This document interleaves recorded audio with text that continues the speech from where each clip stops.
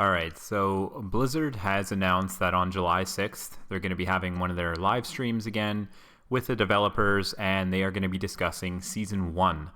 And for multiple reasons, this is probably the most important patch and the most important season in Blizzard's history. A lot of people are already turning their backs to Diablo 4 because of the lack of endgame content, the boring kind of grind after you hit like World Tier 4. Honestly, they really need to impress with this Season 1 patch. I wanted to create my own wish list of things that I thought would be vital to Diablo 4's continued success. I feel like a lot of these were pretty obvious and they should have been included at launch, but I mean, they weren't, so clearly they rushed the game out a bit and missed the mark. I kind of just wanted to bring a few up for discussion, kind of make my own predictions and see how many come true. And if you guys have any ideas of what you would want to see in the patch notes or features that you want to see added, I'd love to discuss them in the comments. I enjoy seeing what other people want or want buffed, want nerfed, want added, want removed. I think it's really interesting to see all these different opinions from all these different players. So you can leave a comment for that, but let's get the ball rolling and dig into what I've got on the wish list here. All right, so I've started with things that are absolutely required elements. I think these are things that they need to have in this Season 1 patch in order to save the game from bleeding its player base away. A lot of people are done already. I'm pretty much done in a lot of ways. So these are things that are critical that we need to see some improvement on these, definitely. So the first one is a rework to vulnerability to unlock build diversity. Pretty obvious. If you don't have vulnerability in your build kind of sucks. Everyone uses it, everyone abuses it. It's extremely good in most cases, and you just feel like you need to have it. So either get rid of it so no ability has it and no one has it, or make it so every ability can trigger it somehow or something. Something needs to be done there. That kind of goes hand in hand a little bit with revamp late game itemization in order to avoid end game drought. So the item power system that they currently have is terrible. I don't know why at level 72 I'm getting items that are just as good as at level 100. This shouldn't even be possible. It should still scale up. I should be happy every single time I get another level because it unlocks a little bit more item power that is possible for me to get. That's not the case here. I actually kind of want to make a whole nother video about this. I mean, I have a different system that I've come up with in my head anyway it just makes sense. I think anyone would kind of use it. So I think they need to change this drastically. My druid is level 100. I did not replace an item after level 84. That should never happen in a game like this. So they need to fix that for sure. What kind of goes hand in hand with that is multiple new aspects and multiple new uniques. These are pretty obvious. We need more builds. We need more ways to play the game because the way that you have it now, each class has 2 maybe builds that are extremely good and the rest are like extremely bad. So obvious fixes need to be added here. We need new aspects for builds that are currently not meta, and I would want like at least 5 new aspects per class in Season 1. And these are aspects for abilities that are not currently used. Okay, so we don't want to improve what we already got. We want to make new things viable. That's the goal. Sticking with that theme would be multiple new uniques that are obtainable and actually worth using. Yeah, we don't need more Shakos. We don't need more grandfathers, like these super badass items that no one can actually get. You don't even plan your build around them or anything because you'll never get one. So we need more, whatever you want to call them, mid-tier uniques that are functional because you can't change the stats on them. Yes, you're sacrificing stats for the unique ability, but that unique ability needs to be worth using, right? So I would love to see, a handful of uniques that any class can use, and then at least like 2 or 3 uniques for each class. So I would say at least 20 new uniques, let's say, in Season 1, minimum, added to the game. That's got to be the minimum, at least 20. Next up would be slight nerfs to current S-tier builds. They're too strong and the content is all trivial with them around. Tornado Druid is a prime example of that. I would rather see a lot of things get buffed, but I think the current S-tier builds for a lot of these classes are so good that they need to be knocked down a notch or two. It's one thing to buff the other builds and make them somewhat viable. I think all builds should be within like 10, 20, 30% of their power level, if you want to call it that. But some of these are just insanely high. We're talking 300% more powerful than other builds, right? So I think they need to knock the current S tier builds down a bit, and then obviously buff the weak builds. Yeah, many will require statistical buffs, bump the numbers up a bit, but they're going to need the aspect and unique supports to really crack the meta builds. I think in an ideal world, if I were to make a druid, I should be able to have a good werewolf build, a good bear build, a good storm build, a good earth build, a good companion build. 5 different builds that are all within the same realm of each other when it comes to power. I think all classes should kind of be like that. Sorcerer has, 6 different core skills. I think you should be able to build something around all 6 at the minimum, not just the 3 elements, not just 3 builds. There should be more than that. And currently, Sork has like 2. A lot of work needs to be done with builds, power, items. It's obvious. That's why people are walking away from the game. I'm level 100 on my druid. I have no reason to play him. None.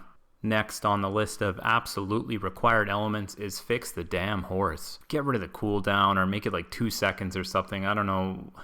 It feels so awkward as it is. It feels bad when you get on your horse and then you run a few feet and there's a pack of mobs you want to kill. So you hop off the horse, you kill the mobs, and now you got to run around for 7 seconds and then get on your... I don't know. It just doesn't feel good. So fix the cooldown and try and fix some of the stuck on random crap, or just how you can't sprint in town. Maybe fix that too.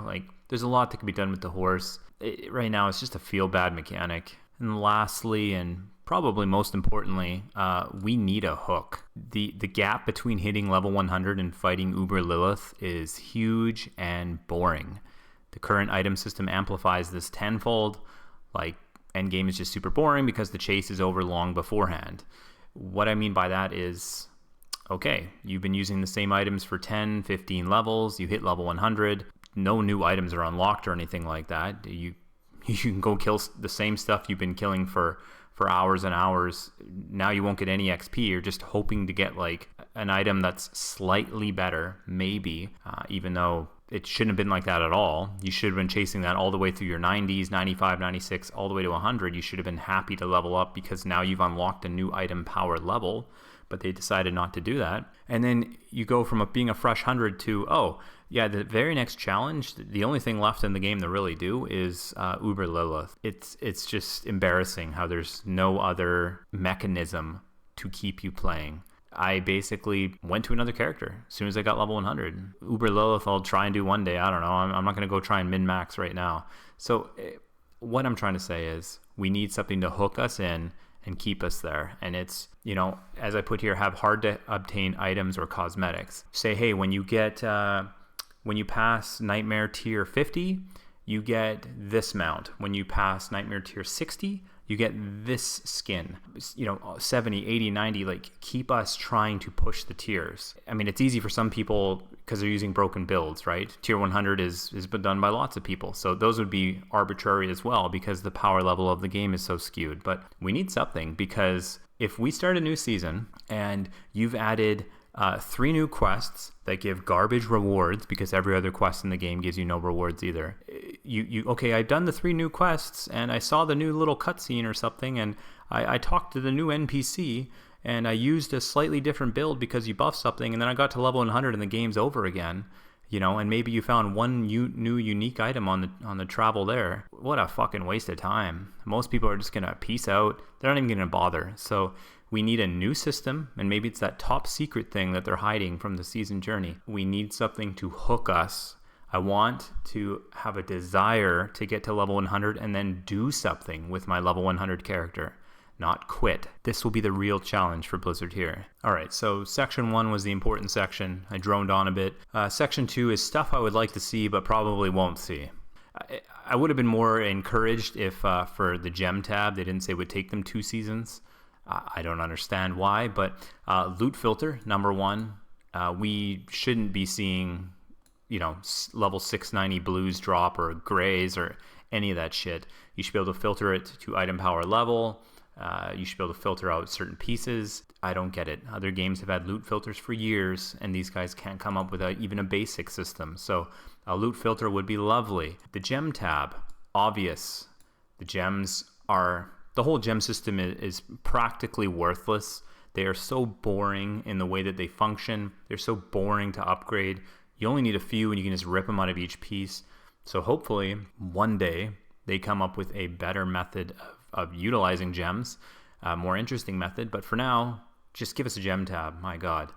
Same with the sigils. Some people have all kinds of sigils. You want to save them until you get a bunch of the same dungeon, or at least you used to do that before. Now you can teleport to them, but you've got space for it there. We've got a quest tab that has like 3 items in it at a time. Can we get rid of the quest tab? I'd rather put those in my inventory than only have 1 tab for sigils and elixirs. So we need a separate sigil tab and an elixir tab, like ASAP.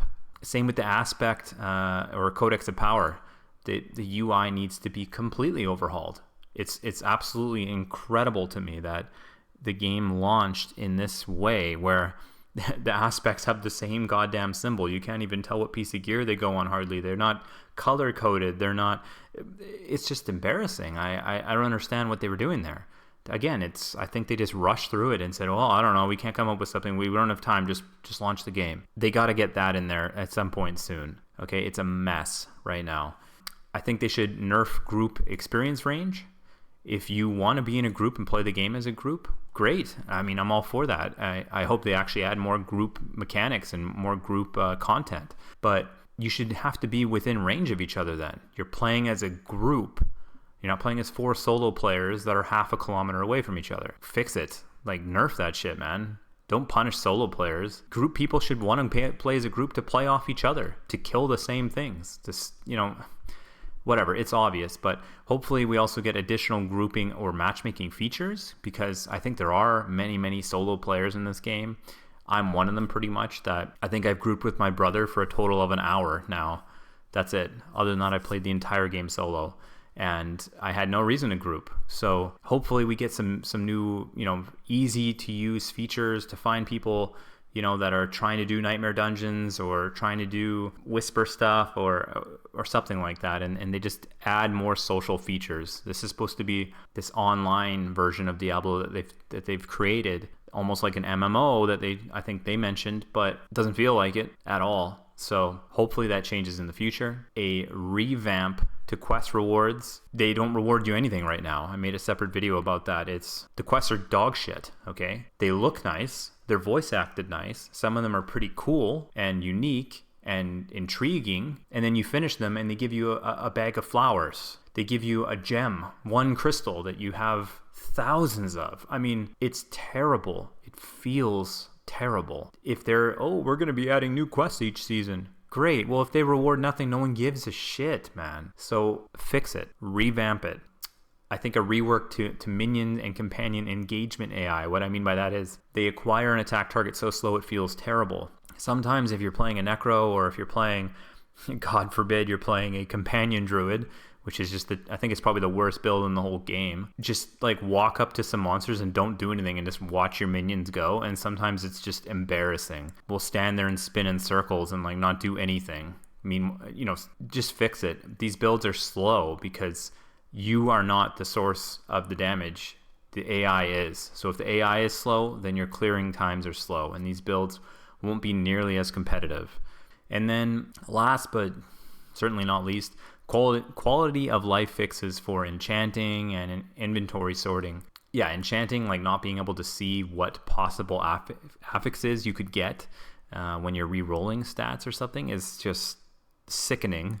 You have that in Diablo 3 for years, and you could not transfer that simplistic system over into Diablo 4? Like, I don't get it. So fix it. Like, it's embarrassing to look at this billion-dollar company who used to be masters of creating games, and they can't even like learn lessons from their own game that they are still actively developing. I just don't get it. So hopefully we get some enchanting fixes and inventory sorting. I should be able to click the filter button and say, put all my pieces of the same type together, or sort by item power level, or whatever it is. But nope, nothing. So hopefully we get these features soon. If any of these make it into season 1, I'll be stoked, but I'm not holding out much hope. And for my last page, I've got future dream additions, just random things that, one day maybe we'll get. But cows, obviously, if you've seen my videos from the secret cow level, I've been searching for it. It's in the game somewhere, I think, but maybe it's not active yet. Who knows? But cow level would be some new content, at least something new to go kill. So that would be fun to do.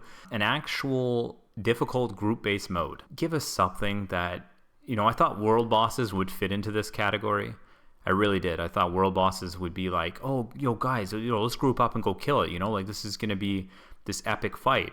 And they die in 20 seconds. I mean, what the fuck, man? Like, it just doesn't feel good. Nothing in the whole world of Sanctuary feels like a threat. I hope that they have, group-based modes that you can, match make up for if you don't have friends or whatever, and, go through some challenges together and feel like you're being challenged, that you actually have to strategize and work together to achieve a goal. Not typical for Diablo, I know. I feel like, doing greater rifts in Diablo 3 with a group of people and trying to push the leaderboards, and you had to actually, think of your builds and strategize and, who's going to use what and when, felt good.